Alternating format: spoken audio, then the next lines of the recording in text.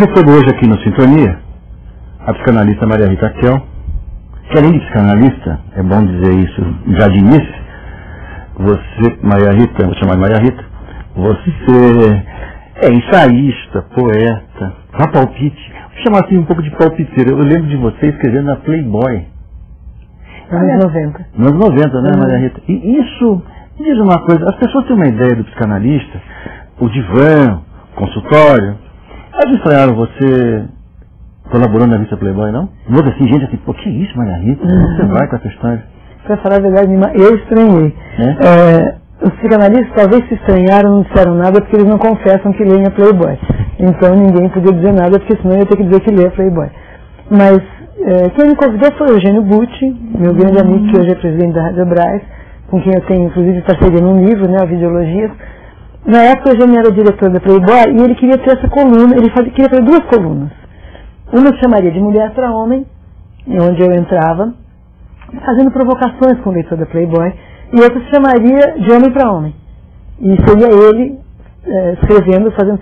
Depois ele, por alguma razão, não quis fazer a página dele, ele já tinha me convidado, eu achei divertido, e aceitei. Fiquei 5 anos. 5 anos? 5 anos. Os leitores reclamavam muito.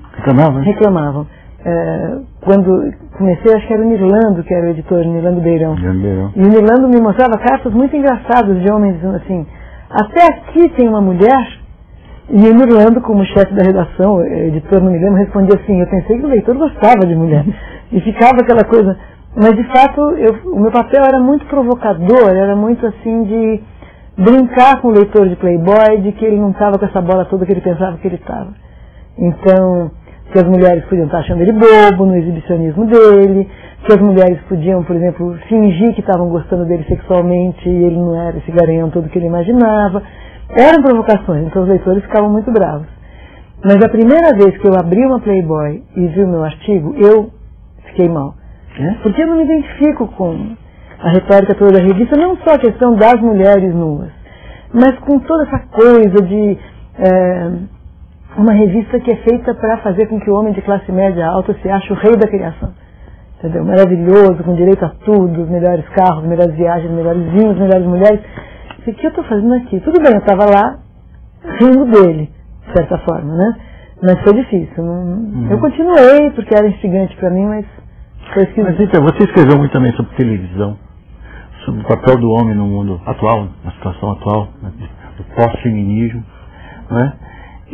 Mas eu queria, se der tempo eu quero até falar sobre televisão, essa coisa do homem, mas eu queria me fixar um pouco esse livro aqui, que eu acho que é o último livro, recentemente.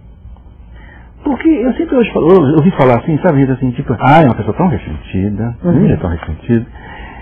E eu nunca entendi bem, quer dizer, sempre ficou, é uma palavra usada assim de uma maneira tão corriqueira que acho que ela até teve um desgaste natural que as palavras têm. Me lembro muito do Gonzaguinha, que já morreu há muito tempo, nosso compositor e cantor, que era assim, o ressentido. Eu lembro que nos jornais foi assim, Gonzaguinha o ressentido. E eu lendo o seu livro aqui, eu falei, mano, o Gonzaguinha não era ressentido, quer dizer, eu cheguei à conclusão que o Gonzaguinha não era ressentido. Ele era um camarada de posições firmes contra a ditadura, ele tinha uma posição assim. Mas, Rita, existem tantos sentimentos negativos, assim, inveja, ódio, né? Por que você escolheu o ressentimento? Olha, talvez porque eu achei que era o mais invisível, no sentido de... o ressentimento ele é socialmente aceito desde que ele não seja nomeado. Quer dizer, se você chama alguém de ressentido, aí é quase um palavrão. Mas, na literatura, na dramaturgia, no cinema, eu percebi que tem muitos personagens ressentidos que são colocados não como ressentidos, porque se você chamar de ressentido, aí pega mal, mas são colocados como pessoas moralmente puras, pessoas que estão acima das outras na competição pela vida, nas disputas sociais que todo mundo tem que participar, e que se tornam, então, personagens moralmente valorizados, porque são muito sensíveis, que sofrem em silêncio, porque não reagem às ofensas, e porque não esquecem também, mas não reagem. E eu comecei, sabe quando foi a primeira vez que eu prestei atenção nisso?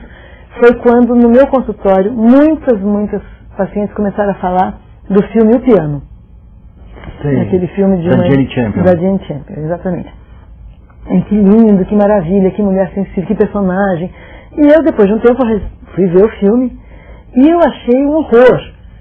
Não como cinema, é bom cinema, mas digo, aquilo que as pessoas estavam achando tão bonito naquela personagem sensível, eu falei, essa personagem é um poço de ressentimento. Uma pessoa que não reage, e por não reagir, se afasta do mundo. Vai ficando cada vez mais interiorizada, o ódio que ela tem do mundo se transforma num ódio interno, numa recusa do mundo, e nisso de sofrer em silêncio, que aparece para o público como uma sensibilidade, para mim está exatamente aquilo que eu chamo do gozo do ressentido, que ele se considera superior, na verdade, aos outros. Então é como se ele dissesse, eu não vou sujar minhas mãos nisso aí. Eu sofro, eu me deixo prejudicar, porque quem me ofendeu, quem me prejudicou, é moralmente inferior a mim. O Nietzsche explica muito bem essa operação do ressentido, que seria mais ou menos a operação moral do cristianismo. Em casal tem muito isso, imagina, sabe? Você está dizendo um pouco o que você está falando, quer dizer, tipo assim, olha, eu não sou mais do que eu sou, eu não fiz aquele curso, eu não fiz aquele trabalho porque eu fiquei em casa segurando a barra, ou porque você foi fazer outra coisa eu não fiz. Quer dizer, é muito nesse sentido que assim, no plano das relações humanas, um e outro, A e B, é muito nesse sentido, né? Quer dizer, a pessoa diz, eu não fiz porque porque eu deixei o outro fazer a vida dele, então eu não fiz a minha, né? Claro. Tem um pouco isso, né? É a retórica do sacrificado. Né? Ao mesmo tempo, esse sacrificado, ele ganha uma vantagem aí. Algumas vantagens, digamos, né? Claro que ele perde a vida. Se ele se sacrifica a vida inteira, ele perde a única chance que ele tem de viver a vida dele. Mas as vantagens do sacrificado. Por um lado, ele não se arrisca. Claro. Ele se põe à mercê do outro. Então, se o meu marido tivesse permitido, eu teria sido uma grande cantora, uma grande intelectual. Então, eu não tive que... Meu sonho ficou intacto. Né? Eu poderia ter tentado e não ter conseguido, mas eu não tento, culpo o outro, né? E potencialmente eu defendo o meu narcisismo, quer dizer, eu sei que eu teria sido uma grande coisa, eu não fui por culpa dele. Agora, o sacrifício do ressentido é voluntário, eu quero só fazer uma diferença aqui. A questão do ressentido é que ele se sacrifica voluntariamente, porque, por exemplo, um escravo, numa situação de escravidão, num regime de escravidão, em que ele é capturado, ele não está na mesma posição do ressentido, ele é realmente vítima de uma situação que ele não pode, não tem forças para fazer nada. Né? Diferente de um sujeito de sociedades modernas, eu acho que o ressentimento é uma patologia característica da modernidade. Século XIX para cá. Por aí, o Nietzsche, que é o primeiro que fala nisso insistentemente, é um filósofo do século XIX, né? Porque na modernidade é que você tem uma certa possibilidade maior de escolher o seu destino, uma certa liberdade maior, e, ao mesmo tempo, na modernidade, nas democracias principalmente, para falar um pouquinho do ressentimento em sociedade, né, que existe uma expectativa de direitos iguais para todos. Né?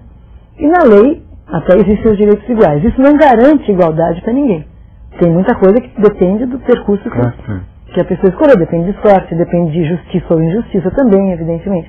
Então é na democracia que aparece esse sentimento assim, eu mereceria outra coisa, e eu não tive. O escravo ele não está pensando assim. A gente vai para o intervalo e volta já.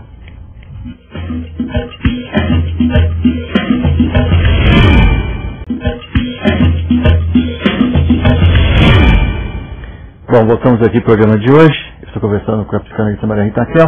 E eu tinha falado, Rita, das suas outras atividades, esqueci de falar da sua atividade como poeta, mas isso dá tempo a gente falar ainda. Eu queria pegar 2 livros que estão aqui, que eu trouxe, sobre a ética e psicanálise, da editora Companhia das Letras. Esse livro Ressentimento é da Casa do Psicólogo. É uma coleção de psicologia clínica. Tá. E esse exemplar aqui, da Relume do Mará, Função Fraterna, onde você coordena e escreve textos, junto com o Jandir Freire Costa, que Joel Birman e várias outras pessoas que trabalham com comportamento, né? Mas tem outros livros, eu me lembro de outros livros, claro. Tem ideologias com Eugênio Butti sobre televisão. Isso, de ideologias. E tem os primeiros livros sobre questão masculino e feminino, mínima diferença.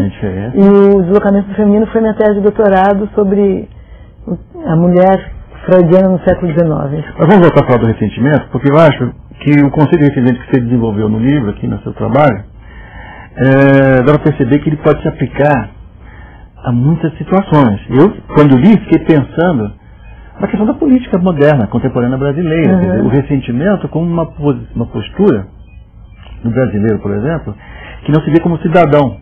Claro. Teoricamente, no campo da política, existe uma democracia. Uhum. Todos votam, agora não vai ter eleição. Mas no campo, digamos, da economia, né, no campo, assim, digamos, social, o desequilíbrio é evidente. Né? Como é que se resolve, então, pensando na questão do ressentimento, esse desequilíbrio entre democracia política e democracia social? Bom, eu não saberia como é que se resolve. Como é que você pensa a questão do ressentimento? Uhum. Olha, eu gostaria de falar uma coisa anterior a isso sobre o Brasil, que eu acho que é importante, já que você puxou para a nossa realidade, né? Que, aparentemente, a sociedade brasileira é uma sociedade não ressentida. Aparentemente. Sim. Às vezes, nesse livro, de vez em quando eu digo, o ressentimento é um afeto que não ousa dizer o seu nome, parodiando essa frase, né? Porque nós somos uma sociedade reconhecida internacionalmente como uma sociedade muito alegre, afetuosa, festeira. Então nós saímos de uma ditadura e um ano depois já esquecemos tudo, né? Perdoamos todos, que beleza. Comparando com a Argentina, por exemplo, aqueles ressentidos continuam cobrando, querendo punir os militares. As avós da Praça de Maio. As mães e as avós da Praça de Maio. E eu estou dizendo isso para discordar, tá? Eu acho o contrário. Nós não podemos confundir a revolta, o sentimento de injustiça, a cobrança por justiça. Isso não é ressentimento. O ressentimento está ligado a uma não ação política, a remoer a mágoa e não fazer nada para... Então, eu penso que esse compromisso brasileiro com ser essa sociedade da alegria, da festa, do carnaval, não necessariamente nos livra do ressentimento. Porque nós não nos vemos como agentes políticos. Aí entra um pouco na sua pergunta sobre a diferença da democracia formal e a democracia de fato. Quer dizer, me parece que a sociedade brasileira tem um resquício muito infantil de um modo de dominação pré-democrático, né, que é eleger alguém, mesmo numa época de democracia, que vai cuidar por nós, dos nossos interesses. Um pai da pátria, um salvador, né, um painho, seja o que for. E aí nós vamos continuar na nossa infantilidade brincalhona, que é, às vezes, muito agradável. Eu não sou contra a festa carnaval, mas que se isso fica no lugar do exercício da cidadania, predispõe ao ressentimento. Porque depois você diz, bom, mas não fizeram o que a gente esperava, não cuidaram de nós, não cumpriram as promessas. Tem sempre esse desengajamento dos sujeitos como agentes sociais, e depois uma cobrança aí sim ressentida, porque uma coisa é eu dizer, bom, então a democracia é uma obra permanente que necessita de todos os cidadãos para ela valer. Senão é muito fácil. Até porque me lembrei, eu estava um dia gravando com o Maurício Dias, um jornalista que escreveu um livro sobre a questão das campanhas eleitorais de Caixa 2, e estava falando, poxa, as pessoas votam nos políticos, e depois eles lá em Brasília, mas como? As pessoas votaram naqueles deputados, naqueles senadores, naqueles governadores e presidentes, né? E as pessoas parecem que se desligam, corta esse vínculo, né? Elas que escolheram, elas votaram e voltam, que regridem, né? Eu acho que uma expressão seríssima do ressentimento brasileiro, e que aparece como se fosse uma expressão crítica, mas não é crítica porque ela é conformista, é dizer, olha como é esse país não tem jeito, esse país não é sério. Aparentemente as pessoas estão percebendo a realidade social e criticando, mas essa fala não conduz a nada, não propõe nada, não articula com nada, é só uma queixa. Conformista, porque o ressentimento é um modo de conformismo. O Pierre Bourdieu diz isso, que o ressentimento é uma revolta submissa. Quer dizer, eu estou revoltado, mas eu não vou fazer nada, eu vou permanecer com as mesmas condições que me revoltaram. Ele é conformista, embora não pareça. Ele é conformista. E qual a solução para o ressentimento, digamos assim, em termos assim, em termos assim de política geral do Brasil? Quer dizer, Não, é a ascensão de uma cidadania, quer dizer, é um processo que não é assim, mágico, obviamente, né? Então, é a ascensão de um processo de cidadania mesmo, quer dizer, as pessoas se organizarem, estarem mais envolvidas com seus próprios destinos, quer dizer, terem essa noção de que, tipo assim, como eu gosto muito assim, lá em Brasília, quando eu falo lá em Brasília, é porque eu não tenho nada a ver. É longe, né? Não é Brasil, né? É outro lugar. Então, acho que, eu escrevi aí no finzinho que o ressentimento seria, socialmente, o ressentimento social é o avesso da política. Quer dizer, uma coisa é um engajamento da sociedade para, de fato, mudar aquilo que nos fere profundamente. Aí é uma ação política, em várias instâncias, não quer dizer que todo mundo tem que ser candidato ao governo, mas em várias instâncias da ação política. O final da ditadura no Brasil, né, foi uma prova disso, quer dizer, ali com tantas mortes, tantos abusos, tantas mágoas, tanta desigualdade social que se aprofundou durante a ditadura, a sociedade se mobilizou de uma forma bastante afirmativa contra a ditadura, e aquele não foi um momento de ressentimento social. No entanto, acho que nós acreditamos que bastava acabar a ditadura, que o nosso trabalho como agentes de mudança tinha terminado. Aí começa de novo o movimento do ressentimento. Agora, só porque nós temos eleições, os governantes não cumprem o que prometem, está vendo, aí esse país não tem jeito, etc, etc. Agora, vamos lembrar, é muito complicado explicar isso pela psicanálise em pouco tempo que a gente tem, mas que esse autoflagelo, essa queixa, é uma forma de gozo do ressentido. De gozar no sofrimento. Tem aí um certo masoquismo. Por isso que o ressentido também não sai desse lugar.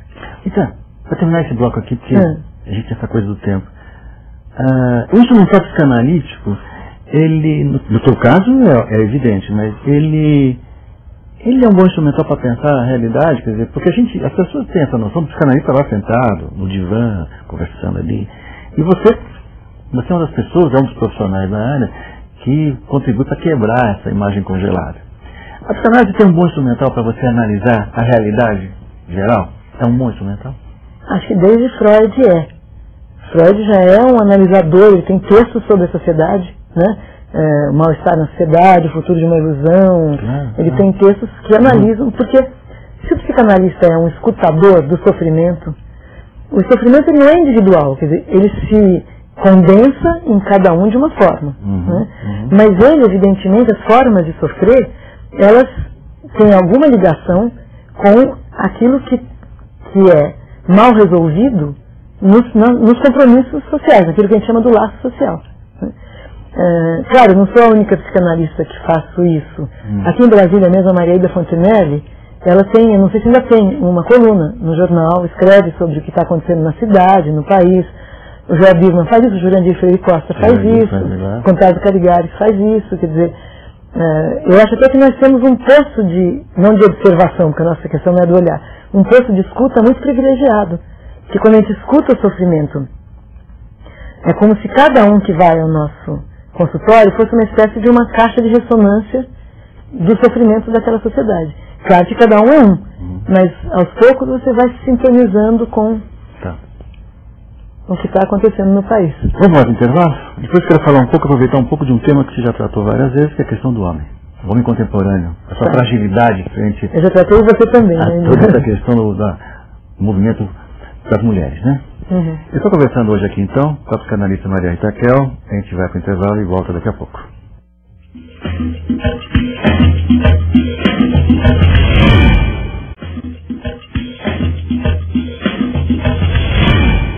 Bom, vamos agora para a última parte do programa de hoje, com Maria Rita Kel, falando de psicanálise, mas também falando de um pouco de tudo, né, Rita? Aproveitando o máximo a tua presença aqui.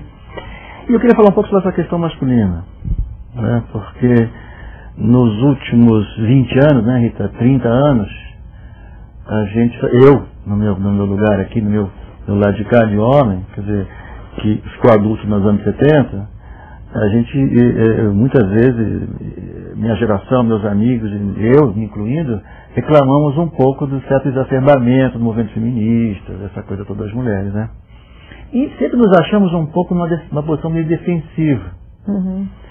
Tanto você olha um pouco na televisão hoje em dia, a televisão é um pouco essa grande antena geral, e a gente vê na publicidade também, a gente vê como as mulheres ocuparam espaço em todas as áreas, até, por exemplo, da publicidade. Hoje, assim, não, para vender o carro, nós pesquisamos as mulheres dão palpite na cor do carro, tudo. E eu li outro dia que parece estar havendo um movimento que começa pela publicidade. A publicidade também, como a psicanálise, ela está ali ouvindo todo mundo, né? Uhum. Claro, são universos diferentes, né? Muito antenado. E essas mulheres, essas pesquisadoras, disseram que está havendo um movimento que começa na Inglaterra, que é um pouco um país que sempre está um pouco à frente das questões, no sentido de recuperar uma figura masculina. Não aquele homem dos anos 50 que foi sepultado, de certa forma. O provedor, o pai de família. Aquele homem que tinha todas as certezas do mundo, nenhuma dúvida, né? Mas um homem mais sensível, um homem que aceita compartilhar, aceita discutir, né? Eu não sei se isso revela alguma tendência nova, mas eu queria saber de você. Você que ouve, como você ouve muito. Como é que está o homem de hoje? Quer dizer, ele está nessa fragilização mesmo, reclamando, ressentido, vamos usar o termo, ressentido contra essa emancipação feminina, ou ele já superou esse ressentimento? Bom, primeiro deixa eu lembrar, Inma, que você foi uma das figuras meio de proa disso, né? Que nos anos 80 você formou um grupo de homens para discutir a crise na masculinidade, digamos assim, na relação com as mulheres, essa posição defensiva, né? E daí era até para sair um livro, mas o grupo não era tão persistente assim, né? Você deve ter lá as suas gravações dessas reuniões, né? Tomara que algum dia saia um livro. Duas coisas, então, diferentes. Uma, quando você fala quem é o homem hoje, eu vou tomar uma expressão de um rapaz que faz análise comigo, que eu acho uma expressão ótima. E eu acho positiva. Quando eu disser vai parecer crítica, mas não é. Um homem sem convicção. Ele usa isso de um rock que fala I am a man without conviction. Ele fala, eu sou um homem sem convicção. O que é muito bom, porque os homens muito convictos, né, são esses que ficam nessa posição defensiva. Quer dizer, não querem abalar nem as suas certezas, nem onde está sustentada a sua masculinidade, porque a masculinidade ela pode se sustentar de várias maneiras. Pode se sustentar da agressividade, pode se sustentar da gentileza. Claro. Pode se sustentar da violência, pode se sustentar da civilidade. Né? Então não quer dizer que se você perde de um lado, você deixa de ser masculino. Tem muitas maneiras de sustentar a dignidade de um homem. Né? Parece que algumas maneiras tradicionais, de fato, nos sustentam mais. O homem como autoridade máxima na casa, o homem como único provedor, isso daí, o único que sabe das coisas da vida pública. E não quer dizer que outros pilares de sustentação não se criem. Mas eu acho muito boa essa expressão homem sem muita convicção. No sentido de que o homem hoje em dia se sente um pouco tendo que reconstruir essa sustentação da masculinidade. O que não impede que ele continue sendo homem, claro, nesse movimento, só que mais aberto, né? mais em transformação. Tenho a impressão que o ressentimento vem, porque o ressentimento, ele muitas vezes acontece com grupos sociais, pode ser classes sociais, grupos sociais, que estão perdendo uma posição, digamos assim, que era para ser perdida mesmo. Privilegiado. Devia ser privilegiado, exatamente, porque um outro grupo ascende. Né? Classes médias diante de uma ascensão de uma classe proletária que começa a ficar mais endinheirada. Burguesia diante da ascensão da classe média. Aristocracia diante da revolução burguesa. Aquele que perde um lugar que ele considera que é seu de direito, que não é de direito, porque os lugares sociais são conquistados e reconquistados, mas aquele que perde um lugar que considera que é seu de direito, se não conseguir elaborar bem essa perda, fica ressentido. Então é como se alguns homens, nessa posição mais tradicional, acusam as mulheres como se elas estivessem lhes recusando o reconhecimento do seu poder. Quando na verdade não é que elas estão recusando o reconhecimento do seu poder, elas estão compartilhando o poder. O poder no sentido daquele poder que cada um tem de mandar na sua vida. Não precisa ser um poder autoritário. Né? Mas ao decidir tomar um pouco de poder para si, as mulheres acabam tirando pelo menos o pleno poder dos homens. E ao homem que reage a isso se abrindo, porque tem de novo rearrumando a sua imagem, e ao homem que se fecha no ressentimento. Fica misógino, fica achando que as mulheres, que ridículas, elas querem isso, querem aquilo. É uma reação possível, né, de quem não quer perder e não percebe que essa perda pode vir com outros ganhos também. Rita, obrigado por você ter vindo aqui. Obrigado também, gostei muito. Pena que seja curto, mas eu pretendo continuar essa conversa com você ainda em outra ocasião, hein? Quando eu vier a Brasília. Em outra sintonia. Obrigado. Eu conversei hoje aqui então com a psicanalista Maria Rita Kel. A gente fica por aqui e volta a semana que vem.